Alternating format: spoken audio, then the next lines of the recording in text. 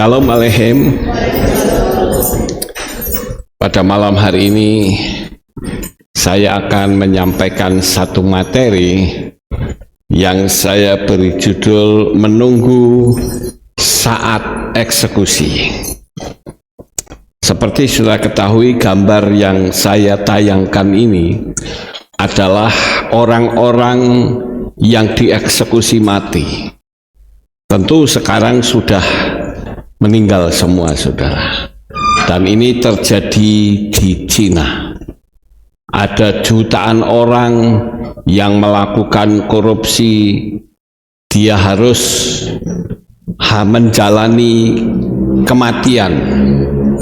Tidak tahu itu pejabat tinggi, apakah itu famili dekat, pokoknya yang kena tangkap tangan atau ketahuan korupsi, dia harus mati. Berbeda dengan di Indonesia. Di Indonesia ini hukumannya sangat ringan. Narkoba bisa dihukum mati, tetapi korupsi tidak dihukum mati. Bahkan undang-undang perampasan aset saja mengalami jalan buntu saat ini.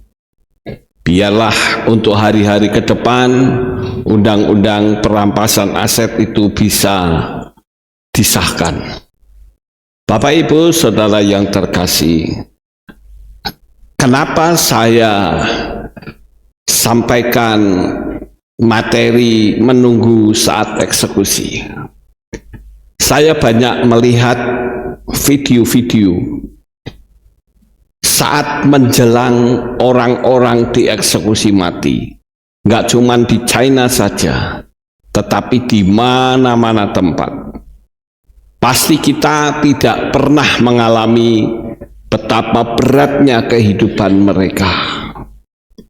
Bapak Ibu Saudara yang terkasih, hal yang pertama yang kita lihat bahwa eksekusi mati itu kalau di China paling lama 2 hari mati. Kalau di Indonesia bisa 10 tahun, bisa 5 tahun, tergantung kasusnya seperti apa.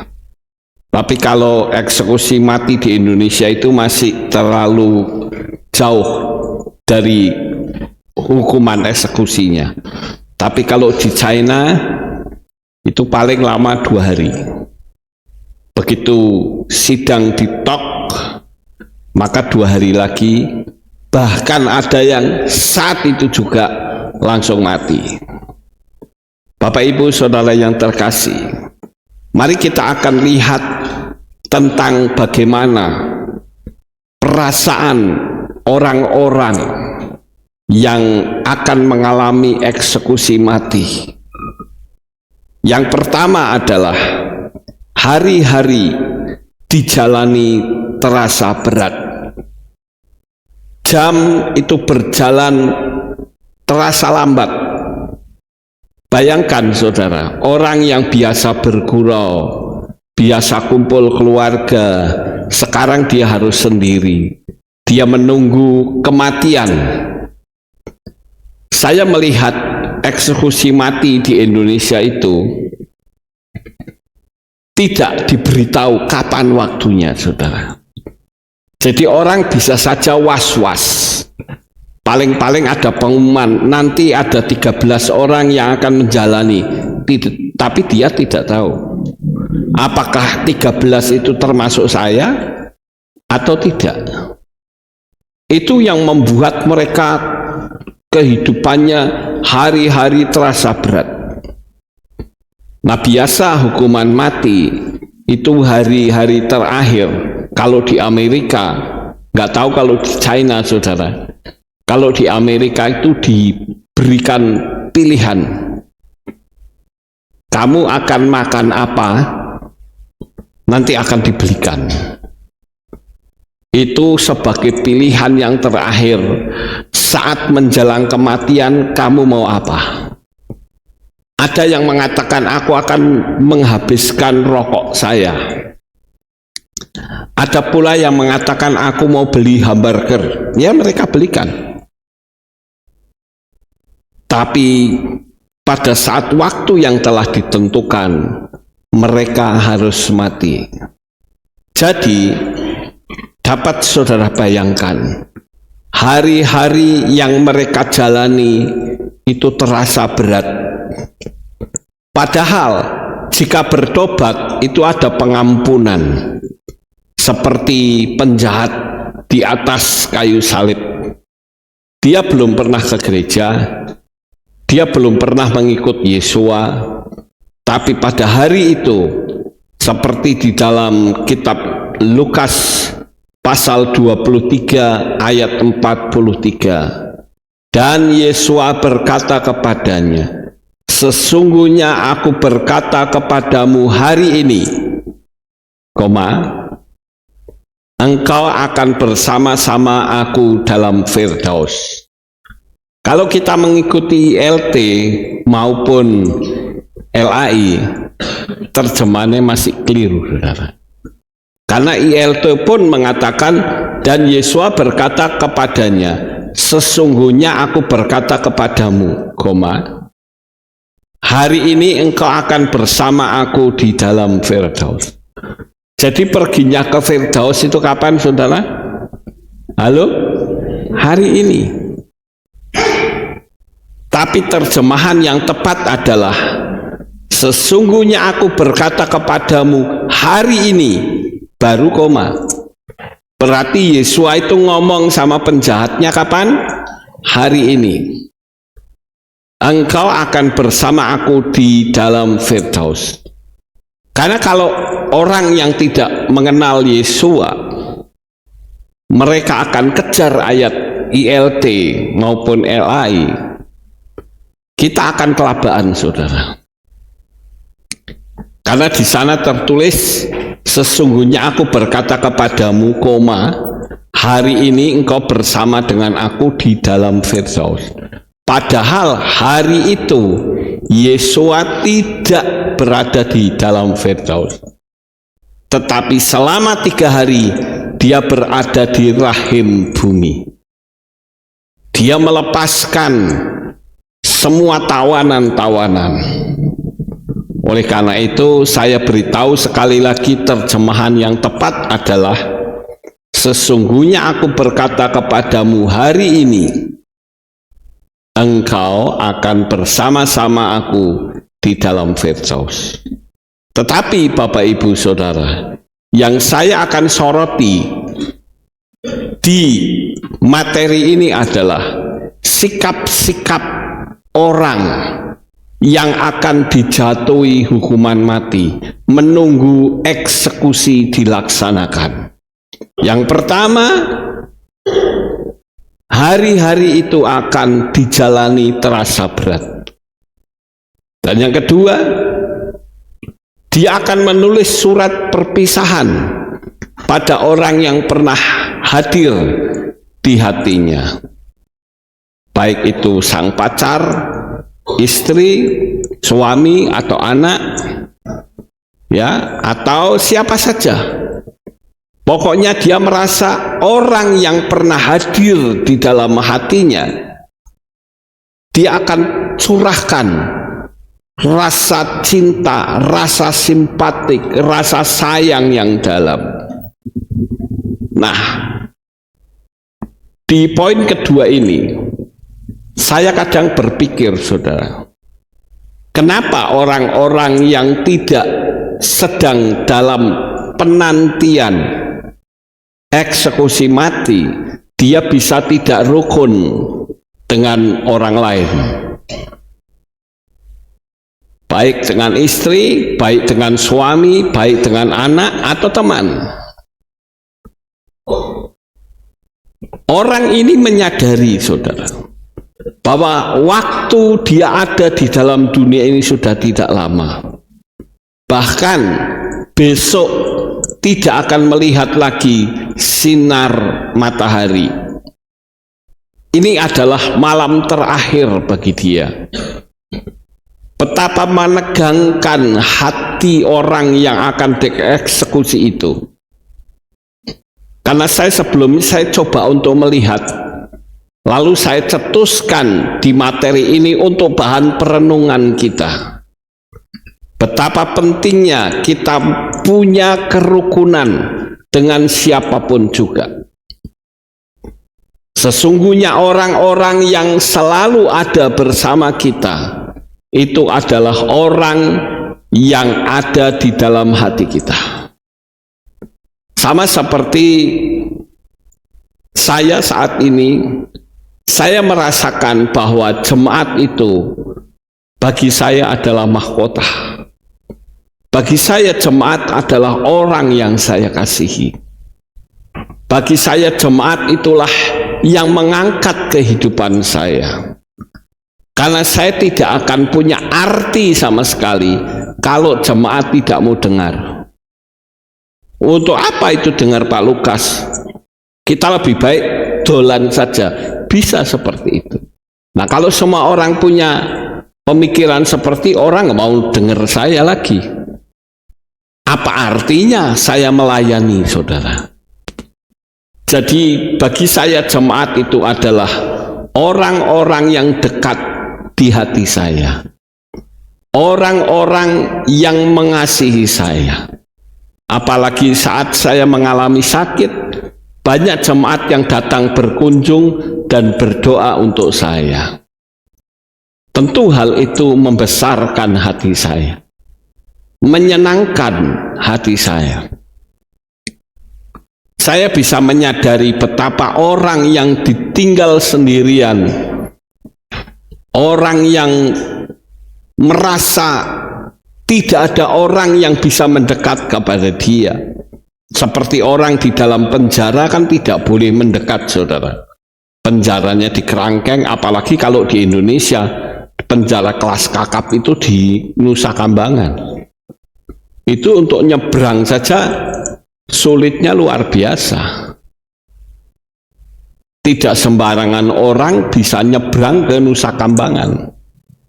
Kalau di Amerika itu penjara Alcatraz, itu penjara yang super top secret ya, rahasia yang betul-betul disembunyikan. Orang luar tidak boleh tahu. Namun demikian, penjara Alcatraz pun pernah dibobol oleh narapidana. Tetapi sekarang untuk poin yang kedua ini, mari kita akan renungkan, saudara. Orang ini menulis surat perpisahan kepada yang pernah hadir di hatinya. Artinya di dalam dirinya itu sudah berkata, hidupku itu hanya untuk hari ini. Ada pepatah dunia yang mengatakan, kalau engkau bekerja, bekerjalah seolah-olah masa hidupmu masih 1000 tahun. Tapi ketika kamu menghadap Tuhan, setia ibadah, berbakti, buatlah pemikiran bahwa hidupku hanya untuk hari ini. Artinya, hari ini kita bisa mendekatkan diri kepada Tuhan. Yang ketiga, dia mengalami tekanan jiwa, ketakutan yang luar biasa, menghadapi depresi yang hebat. Saya coba untuk melihat, saudara, orang-orang yang akan menjalani hukuman mati, hari-harinya mengalami ketakutan yang hebat. Saya tentu saja bisa memaklumi secara manusia, karena harinya sudah ditentukan oleh manusia lain, bahwa besok adalah hari terakhir kamu mati. Bahkan kadangkala yang saya dengar di penjara tempat eksekusi hukuman mati, kadangkala hujan pun akan dilaksanakan, saudara. Seperti yang ada di Nusa Kambangan, orang ditutup matanya. Tapi ada juga orang yang waktu ditutup matanya dia tidak mau. Dia berkata, biarlah aku bisa melihat peluru yang menembus dadaku. Dan itu regu tembak yang banyak itu, saudara. Itu yang ada pelurunya cuma satu. Jangan saudara pikir bahwa regu tembak itu semua ada pelurunya. No. Yang ada pelurunya benar, peluru tajam itu cuma satu. Kenapa hal itu bisa terjadi? Rupanya untuk psikologi mereka. Jangan sampai mereka berkata, aku sudah membunuh orang. Karena bagaimanapun orang yang mau mengeksekusi kepada orang lain itu pasti akan mengalami beban mental tersendiri. Hari ini saya akan membunuh orang. Tapi semua tim itu sudah diberitahu bahwa yang ada pelurunya hanya satu. Itu pun tidak diberitahu kamu atau kamu. Nggak ada yang tahu, saudara. Karena itu orang berpikir bahwa mereka semua akan regu tembak, saudara, yang sudah punya klasifikasi yang bagus. Mereka arahkan ke jantungnya. Mereka tidak akan berpikir, wah sebentar lagi aku akan membunuh orang. Karena cuma dikasih tahu, senapan yang kamu pegang semua kosong, hanya satu yang ada isinya. Yang mana kalian tidak boleh tahu. Mereka menggunakan peluru kosong, saudara, yang tidak bisa menembus, karena sekali lagi cuman hanya satu. Tetapi yang saya soroti di sini adalah bukan cuma penembaknya saja, algojonya saja. Sedangkan algojo saja itu mengalami tekanan mental yang luar biasa, saudara. Sebentar lagi aku akan membunuh orang. Makanya sudah diberitahu pelurunya hanya satu. Cuman yang saya soroti di sini adalah tentang orang yang akan mengalami eksekusi itu. Dia akan terkena tekanan jiwa, ketakutan yang luar biasa, dan mengalami depresi. Karena biasanya hukuman mati itu dilaksanakan pada pukul 12:30 malam, saat semua orang tertidur. Di Indonesia itu sudah banyak sekali orang melakukan hukuman mati. Salah satu di antaranya yang saya ingat itu ada seorang pendeta yang namanya Lazarus. Itu sudah berbuat baik, dia sudah berubah hidupnya, ya. Tapi tetap saja eksekusi dijalankan, dia harus mati. Karena itu sudah hukum. Nah, saudara bisa bayangkan, kalau orang dieksekusi mati, kalau dia bertobat, kan dia pasti selamat, saudara. Tapi sekarang saudara bayangkan, kalau kita dieksekusi, ternyata eksekusinya bukan tubuh kita, tetapi roh kita. Sama seperti malaikat yang berkata, namamu tidak tertulis dalam kitab kehidupan. Itu eksekusi. Jikalau nama kita sudah tidak tercantum dalam kitab kehidupan, kita akan berseru, Tuhan ampuni saya, terlambat. Makanya Tuhan itu tidak pernah mau menunjukkan kapan hari kematian kita. Tetapi biasanya orang-orang yang punya rohani yang sangat tinggi, dia bisa tahu hari kematiannya sendiri. Oleh karena itu, saudara, kita yang sebetulnya kita sedang menunggu antrian kalau Yesus belum datang. Kita sedang menunggu antrian. Kita itu sebetulnya sedang antri untuk mati. Cuman memang kita tidak tahu kapan hari kematian kita. Tetapi kalau malaikat maut itu sudah berkata, Lukas, kamu pulang sekarang. Tidak bisa kita berkata, Tuhan, tunggu Tuhan, saya ingin melihat cucu saya besar. Tidak bisa. Kalau hari ini malaikat itu datang dan berkata, hari ini kamu pulang, maka hari itu juga tidak bisa ditawar-tawar lagi, kita harus pulang. Oleh karena itu saudara, kalau kedatangan malaikat maut itu tidak diberitahu terlebih dahulu, lalu apa respon kita? Kita harus selalu siap setiap hari. Amin. Kita mesti siap setiap hari. Siapa tahu nanti malam Tuhan panggil saya. Siapa tahu besok Tuhan panggil saya. Tidak ada orang yang tahu. Sama seperti pada waktu kematiannya saudara Edi. Siapa yang akan mengira begitu cepat dipanggil oleh Tuhan padahal masih bersendaguro sebelumnya.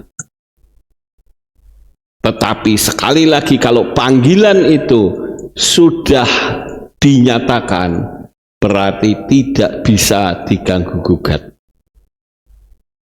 Yang berikutnya saudara, hari-hari dipakai untuk mendekatkan diri kepada Tuhan, minta ampun, menyesal dan takut.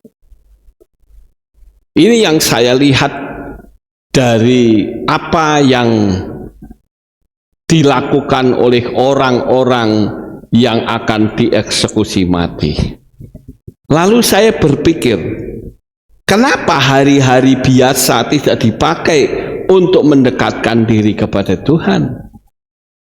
Kenapa pada waktu belum ditangkap dia masih suka hura-hura, masih suka menyenangkan diri sendiri, masih suka semau gue, tanpa orang waspada? Baru setelah ditangkap dia menyesal. Hari-hari dipakai untuk mendekatkan diri kepada Tuhan, membaca kitab suci, berdoa, minta ampun, menyesal dan takut. Tapi semua itu sudah terlambat. Ada seorang yang akan dihukum mati saudara. Dia merasa bahwa kehidupan saya itu sebetulnya adalah berharga. Tetapi selagi aku hidup itu, aku pergunakan waktu itu untuk hal-hal yang sia-sia. Oleh karena itu, mari kita belajar untuk kita bisa mendekatkan diri kepada Tuhan dengan segenap hati. Yang selanjutnya, merasa betapa jahatnya dunia ini. Sampai ada orang yang harus dihukum mati karena dijebak. Itu bisa saudara, dijebak sehingga dia ikut seolah-olah jadi pengedar narkoba. Jadi merasa betapa jahatnya dunia ini. Kenapa dia sampai terjerat narkoba? Kenapa sampai dia korupsi? Dia berpikir kalau saja korupsi ini akan membawa saya dalam kematian yang tragis, saya tidak akan melakukannya. Korupsi itu paling dapatnya berapa? Toh uangnya tidak bisa saya bawa. Bapak Ibu Saudara yang terkasih, saya pikir undang-undang korupsi itu supaya dihukum mati atau setidak-tidaknya dimiskinkan, itu akan sangat baik untuk menciptakan efek jerah. Coba saja kita ikutin jalur ceritanya ya saudara. Seperti contoh Bupati Pekalongan. Dia sudah ketangkap, akhirnya ketahuan semua, ditanyai dia renteng semua, ketahuan semua. Sampai pembantu rumah tangganya pun ikut kena. Karena pembantu rumah tangganya dijadikan CEO suatu perusahaan. Bayangkan saudara. Pasti dia berpikir, kalau saja saya bisa seperti ini, saya tidak akan melakukannya. Kan dia melakukan itu karena tidak ada orang yang tahu saat dia menjadi koruptor.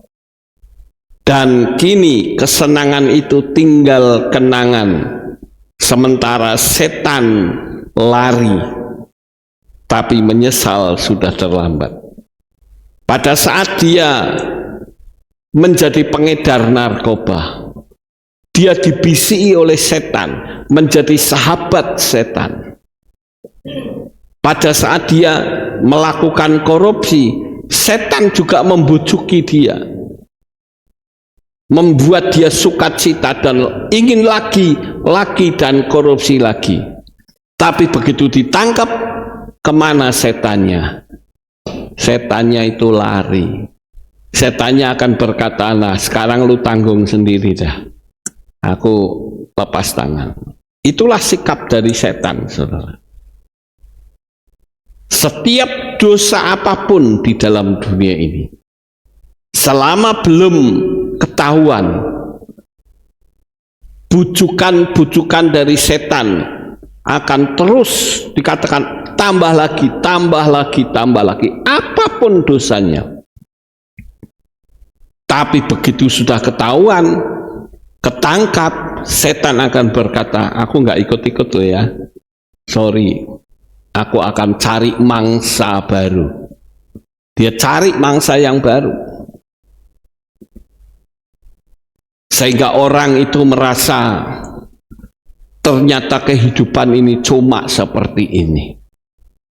Orang-orang yang ditangkap itu pun juga merasa seperti itu, betapa jahatnya dunia. Pada waktu dia korupsi, mendapatkan uang banyak, orang berdatangan dekat sama dia. Tapi begitu dia ketangkap, mereka berkata, aku tidak kenal dengan mereka. Enak sekali ngomongnya, saudara. Semua orang akan lepas tangan, tanggung sendiri kamu. Kematian kamu yang tanggung. Nah, di sini saya gambarkan ada seorang yang merenung dengan hebat. Di situ pikirannya mengatakan, aku koruptor, aku adalah pengedar narkoba. Tapi semua itu sudah terlambat. Yang selanjutnya, yang keempat, betapa terasa berat hidupnya saat ditangkap, sepi, tertekan, tidak boleh ada hubungan dengan siapapun. Apalagi menjelang eksekusi, tidak boleh berhubungan dengan siapapun, termasuk keluarganya, kecuali menjelang eksekusi jam-jam tertentu. Misalkan satu jam menjelang eksekusi boleh ketemu keluarganya, boleh ketemu pendetanya atau rohaniwan yang memberikan penghiburan. Bapak Ibu Saudara yang terkasih, ini adalah merupakan jeritan hati dari seorang yang mengalami eksekusi atau menjelang eksekusi. Yang kelima,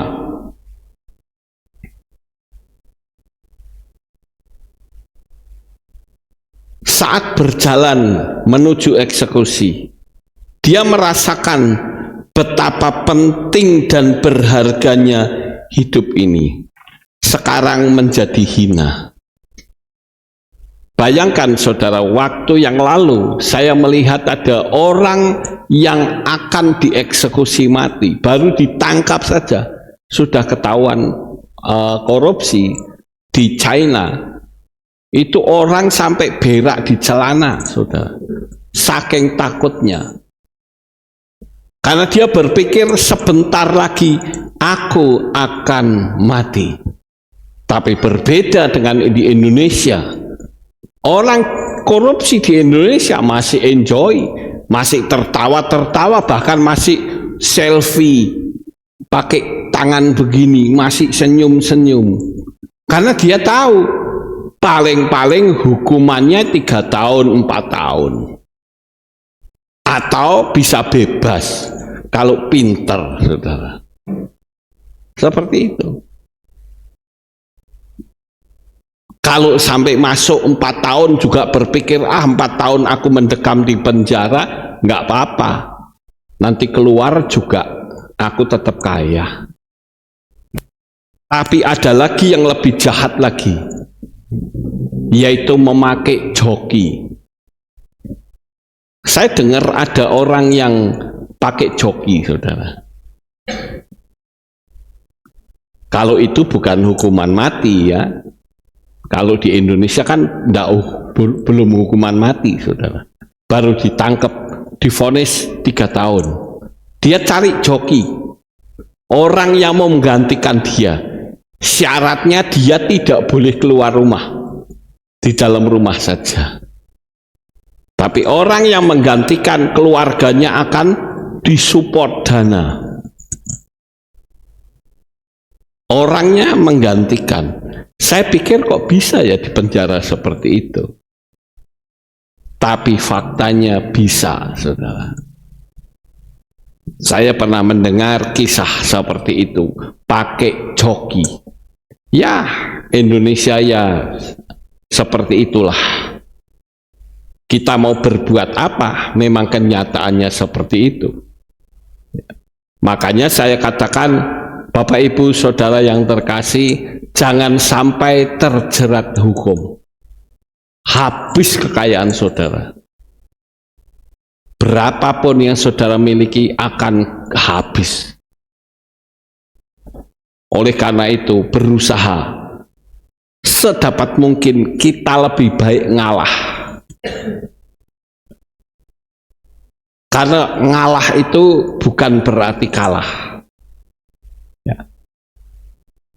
Seperti misalnya saya tadi melihat ada satu ormas yang datangi warung ya. Mereka katakan, kenapa ini bulan puasa kok kamu buka warungnya? Mejanya diambruk, dia gebrak meja. Sampai saya melihat itu saja, kalau kamu gebrak meja, aku tak gebrak balik. Sampai saya bisa berpikir seperti itu, saudara. Kenapa kamu seperti blok? Nah kalau saya mungkin akan mengatakan tak gebrak balik. Saya katakan kamu tidak tahu kok orang cari uang itu bagaimana. Jadi aneh di Indonesia itu. Ya itulah negara Konoha. Beda dengan prinsip iman kita. Kalau kita puasa, ada orang makan, boleh enggak? Boleh saja. Biar itu menjadi tantangan buat kita, tantangan iman. Tapi kalau mereka kan tidak, kamu harus menghormati saya ya. Loh, sing puasa kamu kok minta dihormati orang lain. Kalau dijejeli mulutnya lah itu namanya tidak menghormati. Aneh memang saudara. Ya tapi suruh bagaimana lagi. Ya. Yang kelima, ini saat berjalan menuju eksekusi merasakan betapa pentingnya dan berharganya hidup ini. Sekarang menjadi hina. Orang itu bisa merasakan bahwa sebetulnya hidup itu berharga. Makanya saya berulang-ulang mengatakan, Bapak Ibu Saudara yang ibadah, yang setia, karena engkau berharga di mata Tuhan. Kalau kita berharga di mata Tuhan, jangan menyepelekan. Yesua sudah mati untuk kita. Orang ini mulai merasakan hidupku adalah seharusnya sangat berharga. Seharusnya saya bisa melakukan ini dan itu. Tapi faktanya hidupku sekarang menjadi hina. Semua orang berpaling. Kalau saja orang ditanya, kamu kenal nggak sama itu? Orang akan mengatakan, enggak, aku nggak kenal. Ya apa bedanya dengan Petrus, saudara? Petrus juga menyangkal Yesus, aku tidak kenal, bahkan sumpah. Itu kan sama. Ya. Hati-hati, saudara, jangan sampai kena hukum. Yang ketujuh,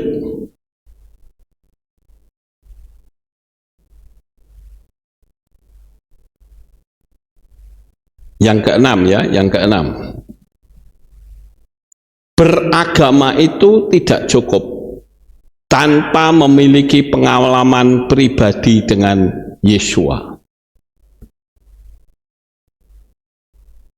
Orang ini juga mulai merasakan, kalau ditanya kamu beragama, iya. Tapi apakah kamu punya pengalaman dengan Tuhan? No. Makanya saya katakan saudara itu punya pengalaman dengan Bapa Yahweh atau tidak? Ya. Harus punya prinsip, aku bukan ikut-ikutan. Wes karena gerejone Pak Lukas panggil nama Yahweh aku melu. Jangan. Jangan ikut-ikutan. Karena kalau ikut-ikutan pasti bisa murtad. Pasti bisa meninggalkan Tuhan. Kita benturan dengan saudara seiman saja, aku juga bisa keluar kok. Di Magelang itu banyak gereja seperti itu, saudara. Tapi berbeda kalau imannya itu teguh. Dia punya pengalaman pribadi dengan Yesua.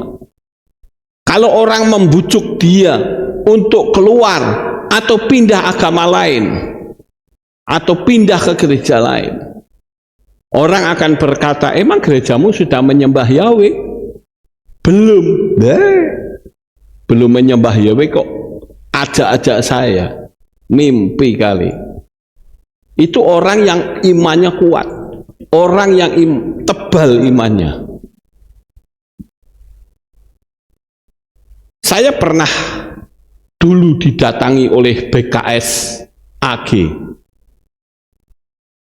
Badan Kerjasama Gereja. Ngamuk-ngamuk waktu Pak Paren, saudara. Ngamuk-ngamuk nemui saya. Dia katakan, mengapa Bapak itu ngajari apa sama jemaat? Lah emang kenapa? Kenapa jemaat waktu ada KKR tidak datang?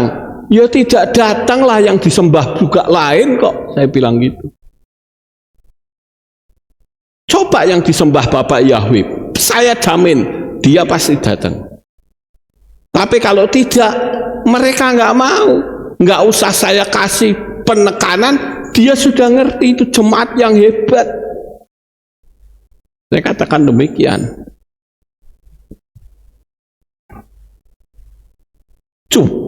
Cuman bagaimana dengan kita ini? Apakah betul kita memiliki pengalaman pribadi bersama dengan Tuhan? Itu yang penting, saudara. Berapa banyak orang yang ibadah hanya asal ibadah. Wes karena mertuaku nang Alef Tau, kita masuk ke Alef Tau. Karena rekan bisnisku ada di Alef Tau, kita masuk ke sana. Tanpa dia berpikir bahwa untuk masuk ke sini berarti dia menyembah Bapa Yahweh. Jadi harus punya pengalaman pribadi, saudara. Kalau tidak, ya repot, kita datang ibadah tapi nggak ngerti. Sekarang ini orang-orang agama seberang itu gigih loh, saudara. Gigih membuat orang-orang murtad. Kalau kita kurang kepandaiannya, kojur kita. Kita akan mundur, kita akan lari dari Tuhan.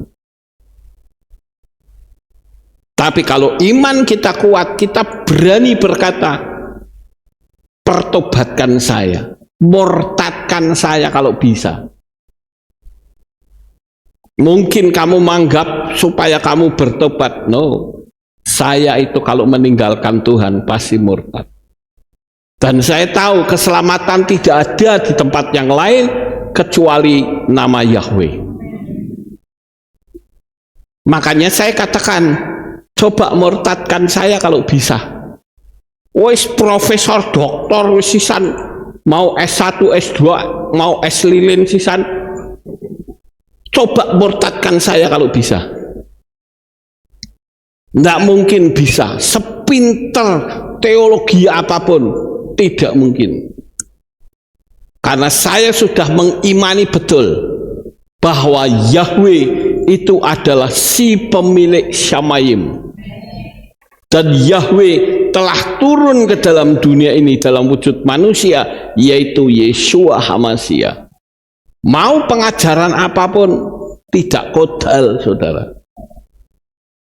Saya diberi video-video tentang apa namanya, ya kayak semacam pola pikir yang ateis. Semua itu dengan mudah dijawab kok sebetulnya. Tapi karena orang tidak mau belajar, ya tidak ngerti apa-apa.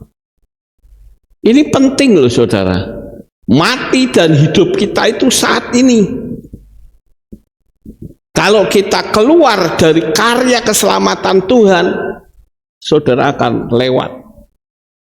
Pada waktu mati jangan kaget kalau engkau buka mata biar ternyata di depan penuh dengan api, di belakang juga api, kiri kanan api semua. Dan itu bukan 1-2 tahun, bukan 5 tahun, bukan 10 atau 1 triliun tahun, tetapi kitab suci mengatakan selama-lamanya. Kenapa banyak orang tidak menyadari bahwa kehidupan di masa yang akan datang itu sangat penting? Makanya kita kejar Yesua, saudara. Waktu, apalagi waktunya sudah hampir sampai. Kedatangan Tuhan Yesua akan segera datang. Jangan sampai kita terlambat. Saya pun jaga diri. Saya bilang, wes, pokoknya yang penting rapture. Sudah apapun, wong saudara punya apapun yang saudara miliki, tahun 30 habis kok saudara. Makanya saya katakan, siapkan mental saudara. Siapa tahu Yesua belum datang, tapi hal itu sudah terjadi. Harapan saya Yesua datang dulu, baru the Great Tribulation terjadi. Tapi kalau belum, saudara punya apa? Punya uang seberapa? Nanti nol. Semua akan diambil sama mereka. Seperti peristiwa yang terjadi di Iran. Sekarang orang Iran itu sengsara banget, saudara. Karena dia punya uang seberapapun, dipakai untuk ambil uang nggak bisa. Semua ATM diblokir. Bahkan rekening-rekening yang katanya banyak diblokir. Karena apa? Uangnya diambil sama pemerintah Iran. Saudara mau apa? Nggak bisa apa-apa lagi. Mau protes sama siapa? Paling-paling mereka bilang, siapa lu? Sampai mereka mau buka ATM nggak bisa loh saudara. Semua bank tutup. Nggak ada satupun yang buka, kan transaksi nggak ada. Bahkan ada satu bank yang sudah bangkrut. Itu keadaan di Iran. Dan nanti waktu si mata satu itu berkuasa, keadaannya lebih jahat lagi, saudara. Makanya saya persiapkan mental saudara, jangan terkejut. Jangan seperti waktu yang lalu. Saya ngomong masalah triple sek, banyak orang yang tidak percaya mengatakan, emang vaksin itu segede itu, vaksin itu kan segede beras. Ada yang sombong seperti itu, dia nggak tahu bahwa itu teknologi 10 tahun yang lalu. Sekarang teknologinya sudah nano semua. Nano itu sangat kecil, lebih kecil dari virus. Ya. Jadi mari saudara, jangan kita berusaha untuk bener karepe dhewe. Jangan, ikuti saja kata firman Tuhan. Ya. Kita menutupi dengan berkata maaf setiap hari raya. Padahal kenal saja tidak.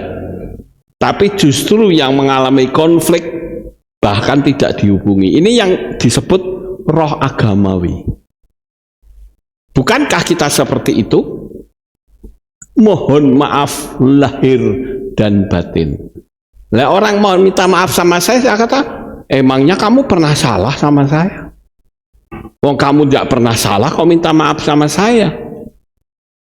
Coba pikir secara logika, betul nggak kira-kira? Oh, itu kan untuk formalitas, formalitas tapi tidak masuk akal. Wong kamu tidak pernah bersalah sama saya, kok minta maaf? Sementara orang yang bersalah dimintain maaf saja tidak, ditemui saja tidak.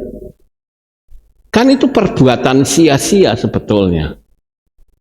Yaitu yang disebut roh agamawi. Kalau kita hanya sekedar beragama, wes koncone seperti itu, ya kita manut seperti itu. Apa itu? Ya. Makanya kita harus betul-betul ngerti.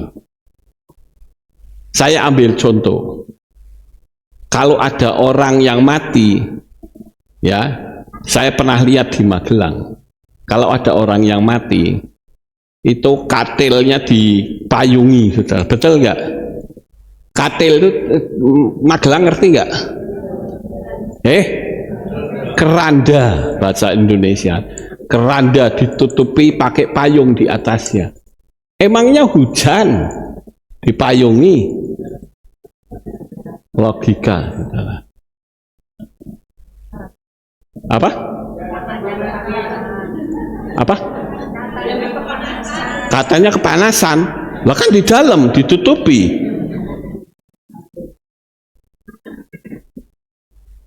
Kan lucu, nggak masuk akal. Kalau mau kepanasan, ya sing urip dipayungi. Betul nggak saudara? Sing gotong itu kepanasan mesake dipayungi, bukan jenazahnya yang dipayungi. Kan lucu. Itu saya melihat hal-hal yang aneh di seputar kematian, juga kelahiran.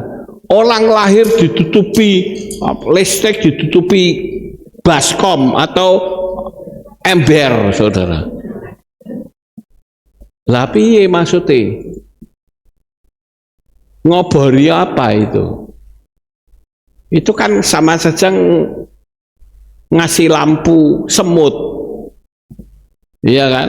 Itu kan sia-sia, perbuatan sia-sia. Ayolah, kita pakai logika, saudara. Orang mati dikasih kitab suci di dadanya supaya begini, terus tengahnya ada kitab sucinya. Emangnya mau baca di dalam kubur? Logikanya nggak masuk kadang-kala. Ya. Tapi saya ingin supaya saudara mengerti secara logika. Kalau ada kematian, kirim uang dibakar. Uangnya uangan. Lah surgane surga-surgaan. Rumah dibakar, rumah-rumahan. Itu kan sebetulnya cuman psikologi saja. Nggo nyenengke ati itu rodok tenam.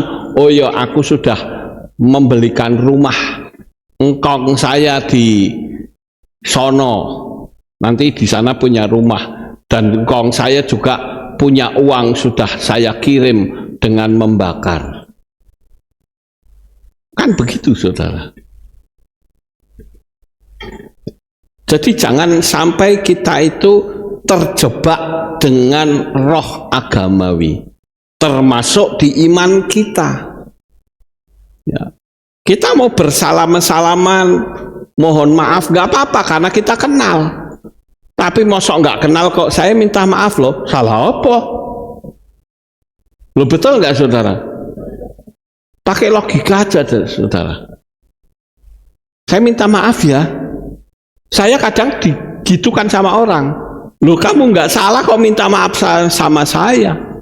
Ya nggak usah minta maaf, saya gitukan.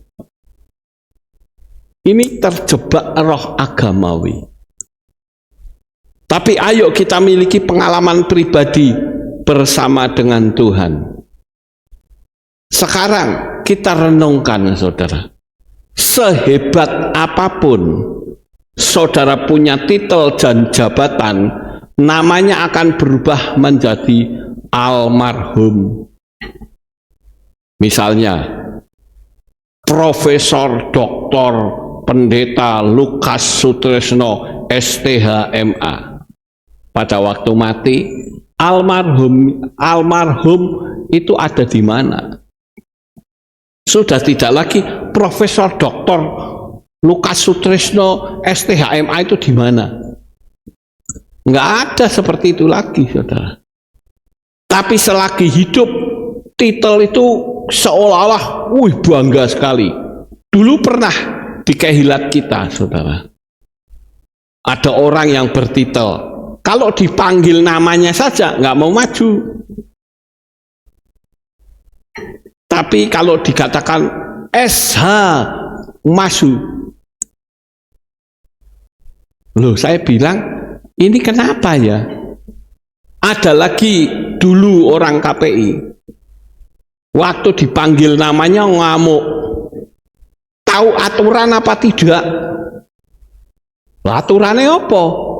Loh, saya itu kan sekolah teologi ya.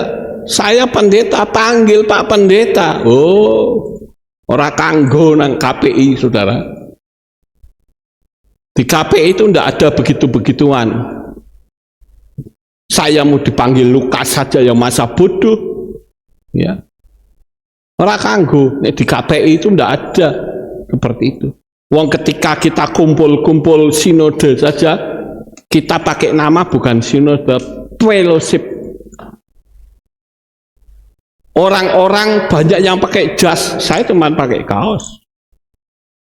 Kita temen semua kok, betul nggak, saudara? Nggak perlu sombong-sombong, wah aku harus begini, nggak perlu. Kalau mau rapi ya silahkan, tapi bukan berarti rapi itu menjadi bagian utama. Kalau memang punyanya seperti itu, suruh bagaimana? Ya, jangan orang itu merasa sombong dengan kedudukan, karena seperti apapun namanya akan berubah menjadi almarhum. Ya. Yang kedua, 9. Apapun yang saudara miliki akan pindah tangan.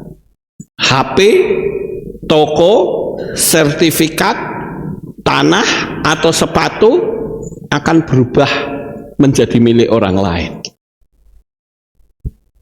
Tidak pernah ada sampai sekarang orang yang mati kemudian HP-nya bawa ke kubur, sertifikatnya tanah dibawa ke kubur, dikubur sisan, lebok ke peti.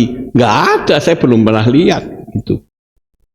Ya, Kalau punya toko, ya tokonya dibekukan, ditutup saja. Enggak seperti itu, saudara. Semua akan berpindah tangan. Kalau ada istri, pindah ke istri. Ada anak, pindah anak. Kalau tidak ada istri, tidak ada anak, mau kemana? Paling ke yayasan sosial. Itu pun kalau tahu suratnya, seperti rekening dan sebagainya. Saya melihat di YouTube, saudara, ada orang satu keluarga orang kaya mati kecelakaan, semua orang itu mati. Akhirnya Pak, rumah itu jadi suwung. Tahu suwung enggak? Tahu, ya. Suwung, saudara.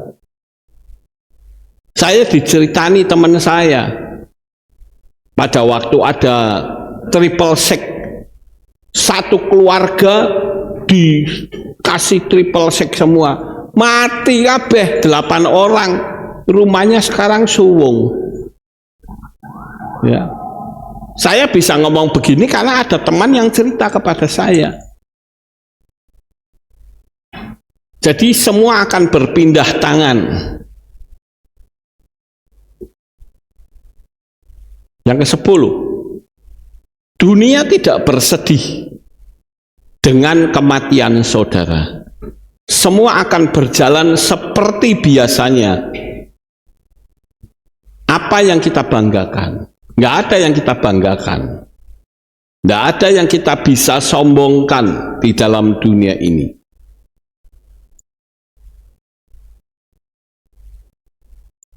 Nah, saya akan ceritakan sebuah cerita, saudara. Saya pernah menceritakan ini beberapa tahun yang lalu. Saya berharap ini menjadi kenangan.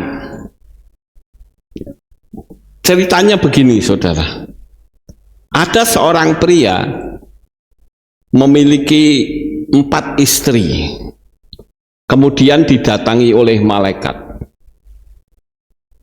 Malaikat itu bertanya kepada orang kaya itu, "Hei orang kaya, kamu akan mati dalam 2 hari lagi. Tetapi aku memberi kesempatan untuk kamu membawa salah satu dari istri-istrimu dari ke-4 orang itu." Dia berpikir, wah ini kesempatan nih. Aku mau ngajak siapa ya yang pertama? Lebih baik aku mau ngajak istri saya yang ke-4. Dia istri yang bahenol, cantik jelita, seksi. Wah, saya akan datang ke sana.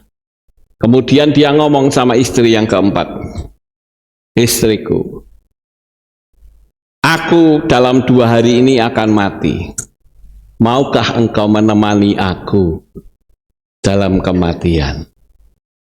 Istri yang ke-4 ini mengatakan, "Apa mas? Aku suruh mati sama kamu. Mati saja sendiri, enak aja." Kemudian dia berpikir, ya sudah, kalau tidak mau saya tak mendatangi istri ketiga. Istri ke-4 ini jawabnya sengak, ya, nggak enak di telinga. Saya tak mendatangi istri ketiga. Terus dia datang kepada istri ketiga, "Sayang, dalam 2 hari ini malaikat maut mengatakan bahwa aku akan mati. Maukah engkau menemani aku?" Dia katakan mau, tapi cuma sampai di kuburan. Setelah sampai di kuburan, aku mau pulang. Hanya aku mau menemani di kuburan. Wah, sakit hati ini orang kaya, saudara. Kurang ajar, tak sayang kok seperti itu. Terus dia mendatangi istri yang kedua. Dia pergi ke istri kedua. "Sayang, maukah engkau menemani aku masuk dalam kematian?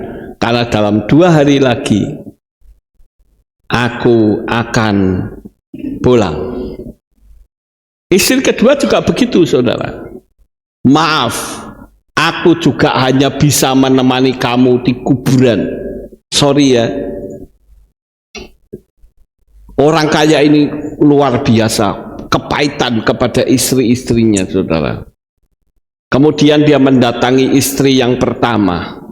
Istrinya sudah tua, sudah peot, sudah nggak diurus lagi, sudah diabaikan. Lalu dia berkata kepada istri yang pertama yang sudah tidak pernah diajak bercengkerama.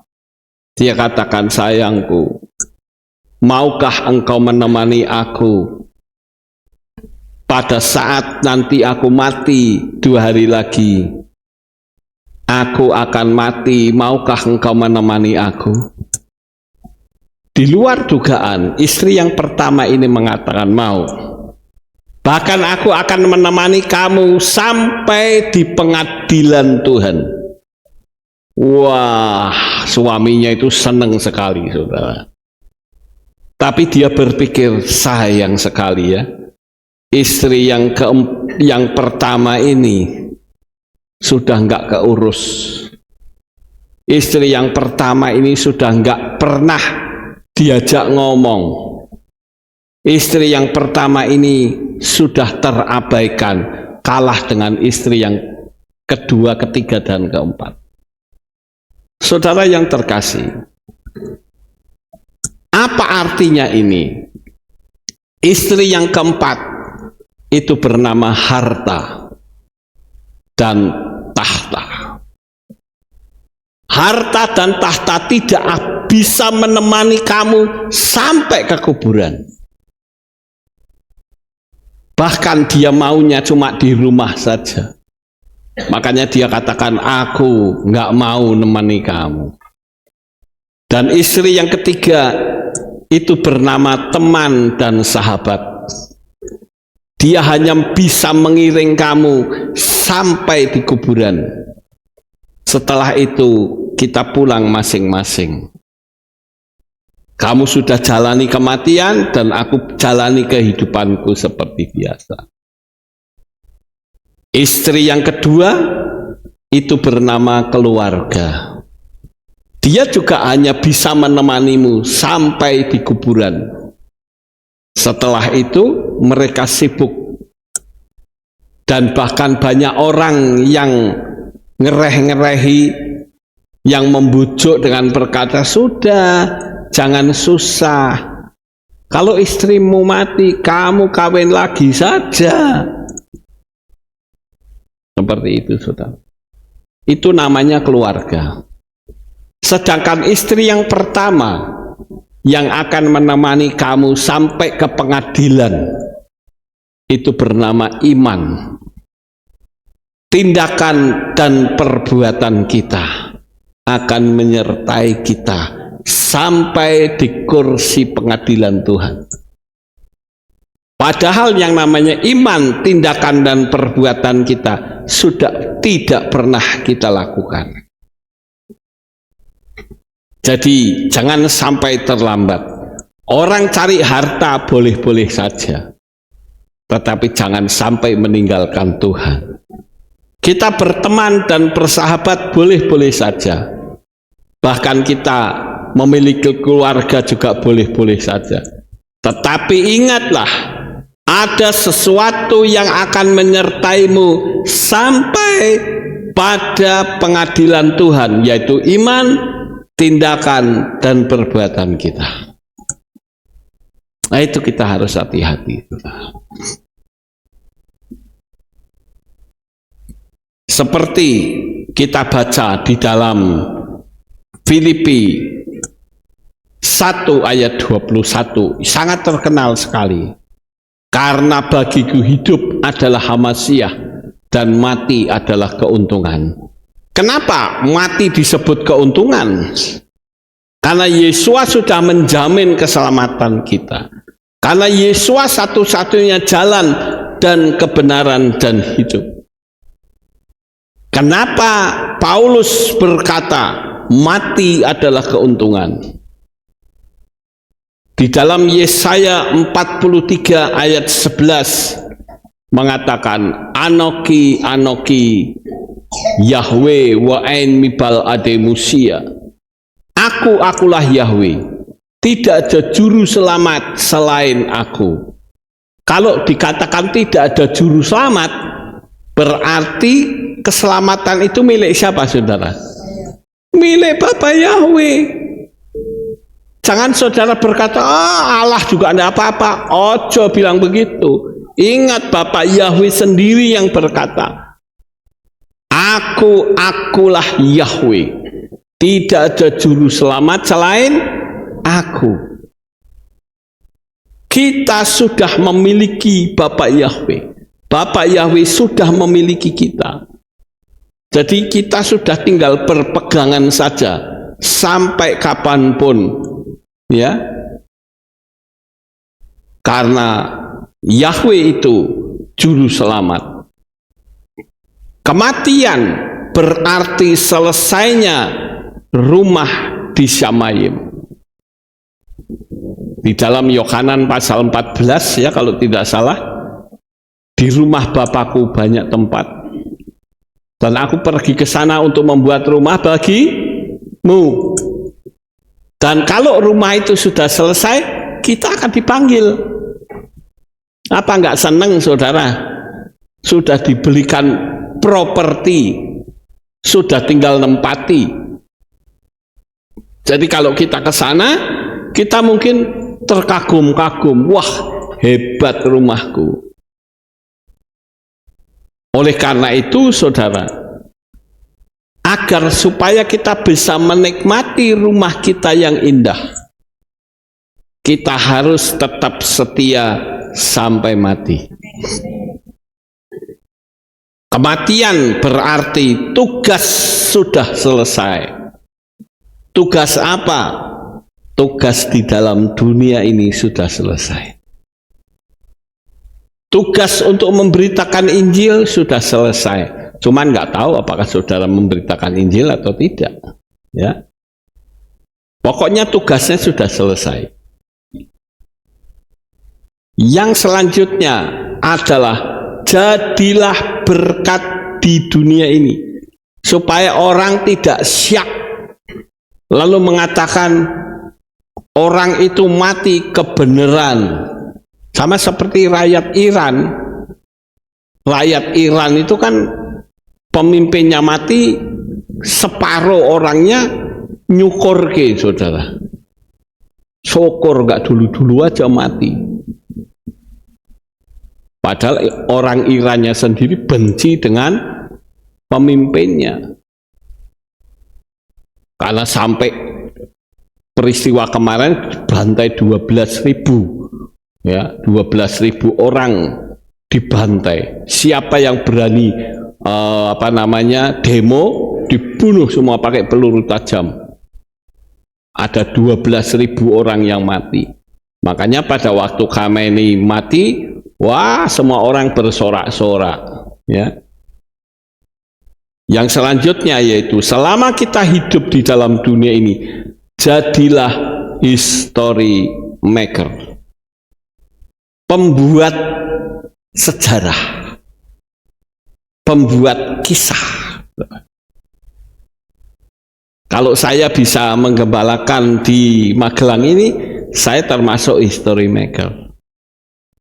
Kalau enggak, ya pada waktu jemaat masih sekitar 30, ya, saya sudah tawari ke Hawaii aja.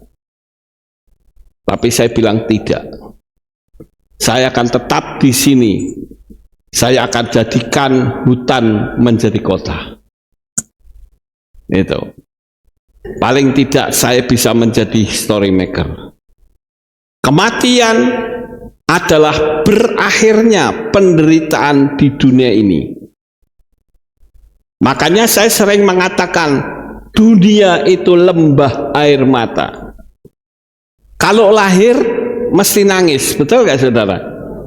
Kalau enggak nangis itu cepreti supaya nangis. Coba kalau saudara melahirkan, kan bayi cengkiwing kakinya taruh atas, cepreti sampai nangis. kalau ndak nangis. Kalau sudah nangis ya wis dinengke wae, tinggal dibersihi, saudara. Apa artinya? Bahwa lahir sudah masuk ke dalam dunia yang penuh dengan lembah air mata. Kita menjalani kehidupan ini pun banyak diwarnai dengan air mata. Kita menderita, kita mengeluh, kita marah dan sebagainya. Kita menjalani hidup ini dengan berat, itu air mata. Bahkan ketika kita mati pun masih diiringi dengan air mata. Saudara yang terkasih, itulah yang saatnya saya katakan dunia sebagai lembah air mata. Jadi kematian itu juga artinya berakhirnya penderitaan di dunia ini. Yang selanjutnya, kematian berarti saatnya kita menerima mahkota kemuliaan. Betapa bahagianya jika kalau kita sudah ditunjukin malaikat bawa mahkota kita. Aku sudah siapkan mahkota buatmu. Betapa senangnya kita. Jangan sampai pada waktu mati yang mendatangi malaikat maut. Wah, ketakutan luar biasa. Saya itu bolak-balik ya, ketemu orang yang mau mati itu aneh-aneh, saudara. Ada yang mengatakan sudah nggak usah nangis, wong malaikatnya sudah datang kok nangis. Lah wong aku mau dapat kerajaan surga kok kamu nangis. Tapi ada juga yang mengatakan gelap, gelap, takut, takut. Ya sudah tahu, kalau gelap-gelap, takut-takut siapa yang mendatangi? Pasti malaikat maut. Dan saya senang kalau ada orang yang mati di dalam Tuhan itu mati dengan tersenyum, saudara. Dia merasakan hari-hari terakhir di dalam dunia ini, itu berarti kita ketemu dengan Bapa Yahweh, dengan kekasih kita. Nah kalau kita di dalam dunia ini sini bertengkar, masuk di surga nanti ketemu lagi, bertengkar lagi dong di sana, ya. Kematian adalah saatnya kita menerima tubuh kemuliaan.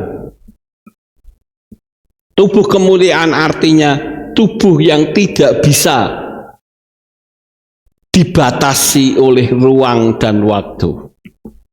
Kalau saya mengatakan saya mau ke Amerika, cep, 1 detik sudah sampai ke Amerika. Tidak perlu dibatasi ruang dan waktu, harus pergi ke bandara dulu, harus duduk menunggu pesawatnya dulu, nggak perlu. Kita mau tinggal ngomong, jadi, saudara. Yang terakhir, kematian adalah menerima kehidupan yang baru, yang sebetulnya ini adalah awal dari kehidupan yang ada di dunia ini. Kita merasa di dalam dunia ini ada banyak kendala, tapi ketika kita mati, kita menerima kehidupan yang baru. Dan kematian itu adalah menjadi milik Bapa Yahweh. Jangan kita mengerti prinsip kayak gini lalu ayo kita mati bareng-bareng minum racun. Waduh, wae itu pembunuhan, sudah kayak ajarannya Jim Jones. Ya, suruh minum racun ayo mati semua. Ya. Oleh karena itu ayo kita setia kepada Bapa Yahweh agar supaya Bapa Yahweh berkenan atas hidup kita. Di antara semua hukuman mati ada banyak sekali jenisnya, saudara. Yaitu kursi listrik, itu juga hukuman mati, ya.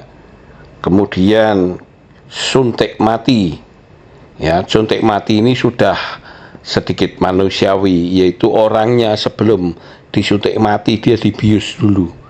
Jadi pada waktu dibius dia tidur, baru setelah itu disuntik mati. Ya, kemudian ada lagi hukuman pancung, ya. Hukuman pancung ini saya lihat orang-orang Indonesia ini banyak sekali yang sudah mati karena hukuman pancung, yaitu di Arab Saudi. Kemudian ada lagi hukuman gantung. Tapi semua mati untuk kesalahan mereka sendiri. Tetapi Yesus mati untuk dosa manusia seisi dunia. Cukup dengan mengakui Dia sebagai Tuhan dan Juru Selamat. Keselamatan itu gratis. Dan Yesus menunjukkan kepahlawanannya. Pada waktu kita membaca Yohanan 18 ayat 78 mengatakan, kemudian Dia menanyai Yesus sekali lagi, kamu mencari siapa? Dan mereka berkata, Yesus orang Nazaret itu. Yesus menjawab, aku telah mengatakan kepadamu bahwa akulah Dia. Jadi jika kamu mencari aku, biarkanlah mereka ini pergi. Wah, ini menunjukkan kepahlawanan Yesus, saudara. Kalau kita lihat orang-orang yang tadi saya tunjukkan tentang hukuman mati, semua ketakutan, ya. Tetapi Yesus tidak takut. Dia tidak takut dengan tombaknya orang Romawi. Dia tidak takut akan cambuk yang tengah-tengahnya itu banyak berisi paku-paku. Begitu juga dengan olokan, ejekan, bahkan dia ditelanjangi total sampai tidak ada satu benang pun yang menempel padanya. Dia tidak takut masalah itu. Yang dia takutkan itu adalah Yesus ditinggal oleh Bapa.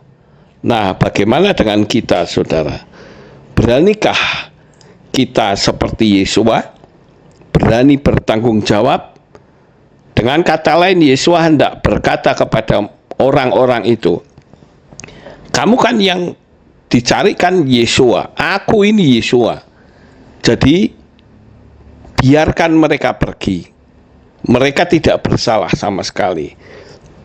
Dan Yesus itu berani menanggung dosa seisi dunia. Oleh karena itu, Bapak Ibu Saudara yang terkasih, saya berharap saudara tetap tinggal di dalam kasih Yesus dan tetap mengasihi Dia, karena kita sudah mendapatkan jaminan keselamatan yang pasti. Saya bersyukur oleh kemurahan dan kasih dari Bapa Yahweh, maka Bapa Yahweh memberkati saudara sekalian. Amin. Firman Tuhan, sukses besar untuk saudara. Haleluya. Kami mengucapkan syukur dan terima kasih Bapa Yahweh. Pada malam hari ini selesai sudah pemberitaan firman-Mu. Biarlah apa yang kami dengar boleh menjadi berkat dalam hidup kami. Kami percaya kami sudah mendapatkan jaminan keselamatan yang pasti. Terima kasih Bapa. Di dalam nama Adonai Yeshua HaMashiach kami berdoa. Amin. Kita akan dengar pengumuman. Shalom. Berjumpa kembali dalam Aleph Tau Update News. Berikut pengumuman minggu ini. Menginformasikan kepada Bapak, Ibu, Saudara yang telah mendaftar piknik Divisi Menskot ke Pantai Wadi Ombo, Jumwok, Blue Ocean, Santorini, Yogyakarta agar dapat segera melakukan pelunasan karena akan digunakan untuk biaya transportasi. Bagi yang masih ingin ikut serta, pendaftaran masih dibuka. Segera mendaftar karena kuota hampir penuh. Saat ini masih tersedia 6 kursi. Dalam rangka menyambut Hari Raya Pesach, akan diadakan aksi sosial donor darah pada hari Minggu 29 Maret 2026 pukul 9 pagi sampai selesai di Kehilat. Mengajak seluruh pelayan Tuhan semua divisi dan tim yang terlibat dalam 4 hari raya, Hari Raya Pesach, masa pembuka dan penutup, serta Bikurim untuk berpuasa dimulai pada hari Minggu 29 Maret 2026 pukul 6 sore sampai Senin 30 Maret 2026 pukul 7 malam. Doa pengurapan bagi seluruh pelayan yang terlibat dalam pelayanan 4 hari raya juga dilaksanakan pada hari Senin, 30 Maret 2026 pukul 6 sore di Gedung Kehilat Baru dan akan dilanjutkan dengan buka puasa bersama. Hadirilah hari raya yang telah ditetapkan oleh Bapa Yahweh, Hari Raya Pesah, pada hari Selasa, 31 Maret 2026 pukul 6 sore dengan tema Kuasa Darah Yeshua yang Membebaskan. Hari Raya Matsah Pembuka diadakan pada hari Rabu, 1 April 2026 pukul 6 sore dengan tema Kasih Yeshua yang Menyelamatkan. Akan diadakan perjamuan kudus. Bagi jemaat yang berhalangan hadir dalam mengikuti ibadah masa pembuka, bisa mengambil roti dan anggur di kantor Kehilat mulai pada tanggal 22 sampai 31 Maret 2026. Selain itu, jemaat yang sedang sakit dan ingin dilayani perjamuan kudus di rumah juga dapat mendaftar di kantor Kehilat agar dilayani oleh tim perjamuan. Untuk info lebih lanjut, dapat menghubungi Ibu Sri di nomor 0896 7447 9997. Subscriber yang ingin mengikuti perjamuan kudus dapat menyiapkan 4 roti dan 4 air anggur beras per orang untuk melakukan prosesi perjamuan kudus bersama secara live streaming. Subscriber yang ingin mengetahui cara membuat roti tak beragi dapat mengikuti langkah-langkah pembuatan roti tak beragi di channel YouTube Lukian Sutrisno berikut ini. Hari Raya Bikurim atau Buah Sulung dilaksanakan pada hari Minggu 5 April 2026 pukul 6 pagi dengan tema Persembahan yang Sulung untuk Yahweh. Jemaat dipersilakan untuk memberikan persembahan sulung. Ibadah sore digabung pagi. Matsah Penutup diadakan pada hari Rabu, 8 April 2026 pukul 6 sore dengan tema Kemurnian dan Kebenaran dalam Hamasiah. Demikian pengumuman minggu ini. Sampai jumpa di Alextal Update News selanjutnya. Bapak Yahweh memberkati. Amin. Ya, itulah pengumumannya. Kita akan akhiri kebaktian kita. Mari kita bangkit berdiri, kita tutup di dalam doa. Terima kasih Bapak Yahweh. Selesai sudah ibadah kami. Kami mohon senantiasa Engkau menguatkan iman kami. Sehingga pada masa-masa kedatangan Tuhan, kami akan bersama rapture ya Tuhan. Kami berdoa agar jemaatmu diberikan kekuatan, damai sejahtera dan kesehatan. Terima kasih Bapa. Di dalam nama Adonai Yeshua HaMashiach kami berdoa. Mari kita angkat tangan kita dan kita akan terima berkat Kohanim. Haleluya. Yefare keka Yahweh we yismereka.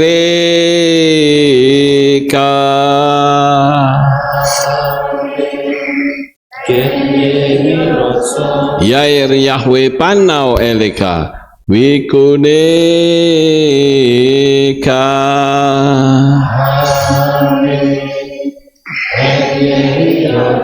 Yisa Yahweh panau eleka we yasem lecha shalom.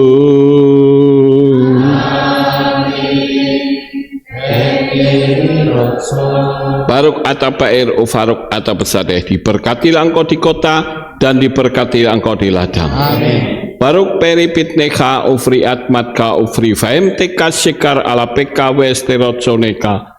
Diberkatilah buah kandunganmu, diberkati hasil bumimu, hasil ternakmu, anak-anak lembumu dan anak-anak dombamu. Amin. Baruk tan aka umis sarteka, diberkatilah bakulmu dan tempat adonanmu. Amin. Baruk ata boboika ufaruk ata berseteka, diberkatilah engkau pada waktu masuk dan diberkatilah engkau pada waktu keluar. Amin. Baruk ata Yahweh Elohenu melek haolam Besem Yesua Hamasia Warwah Kodes, Kile Olam Faed, kami sudah berdoa dan mengucap syukur. Amin. Amin.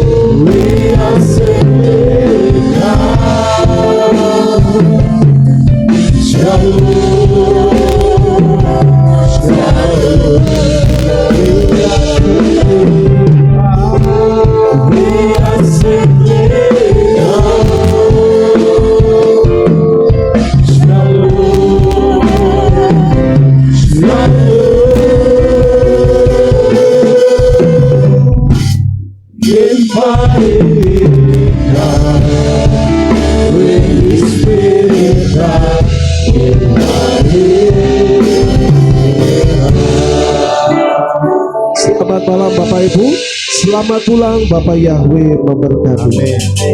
Ditinggikan, diagungkan. Terpujilah Bapa Yahweh yang Maha Kuasa. Terima kasih atas kehadiran Bapak Ibu Saudara sekalian dalam ibadah bersama kami di Kehilat Alef Tau Magelang. Doa saya Bapa Yahweh memberkati dengan kesehatan yang sempurna, damai sejahtera dan berkat materi yang semakin melimpah. Kami menunggu kembali kehadiran Bapak Ibu Saudara sekalian pada jam yang tersedia. Hari Sabat jam 5 pagi, hari Minggu jam 6 pagi, hari Rabu jam 6 sore. Siap sedialah sebagai mempelai Hamasiah untuk menyambut kehadiran mempelai pria kita, yaitu Adonai Yeshua Hamasiah di awan-awan yang permai. Amen lehitraot. Shalom, sampai jumpa kembali.